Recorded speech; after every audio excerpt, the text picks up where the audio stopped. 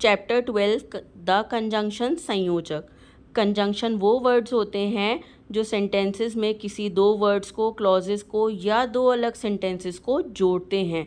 जैसे Karishma and Juhi are real sisters, तो यहाँ पे एंड हो गया conjunction. He said that the sun is hot, तो दैट हो गया conjunction. Saurabh is fat but Sumit is slim, Saurabh is fat, Saurabh हो गया एक सेंटेंस, सुमित इज़ स्लिम हो गया दूसरा सेंटेंस। ये दोनों सेंटेंस बट से जुड़े तो इन्हें कहेंगे हम बट को कंजंक्शन। कुछ कंजंक्शंस हैं as, because, so that, though, otherwise, and, until, if, till, when, therefore, before, but, और, that, yet, as soon as. Kinds of conjunction. कंजंक्शन के दो भेद होते हैं, कोऑर्डिनेटिंग कंजंक्शन जिन्हें समान पदीय संयोजक कहते हैं और दूसरा सबऑर्डिनेटिंग कंजंक्शंस जिन्हें आश्रित संयोजक कहते हैं।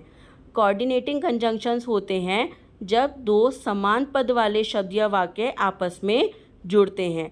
इसमें कोई भी शब्द या वाक्य एक दूसरे पर निर्भर नहीं होता अपने मतलब को पूरा करने के लिए। जैसे 2 and 2 makes 4, Radhika came here but Rahul went there.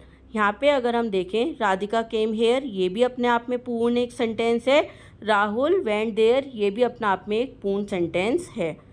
Subordinating conjunctions होते हैं जब एक वाक्य दूसरे वाक्य पर आश्रित होता है अपने मतलब को पूरा करने के लिए। ऐसे वाक्यों को हम कहते हैं, ऐसे कंजंक्शंस को हम कहते हैं सबऑर्डिनेटिंग कंजंक्शंस।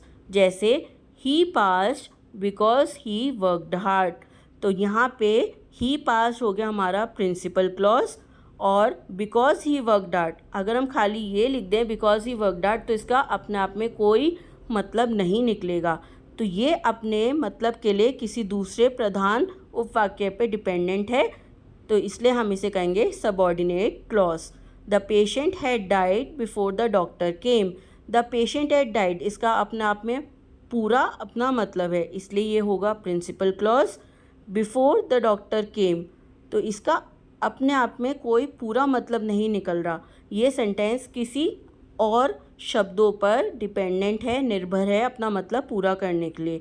तो ऐसे सेंटेंसेस को या ऐसे क्लॉज को हम कहते हैं सबऑर्डिनेट क्लॉज। धन्यवाद।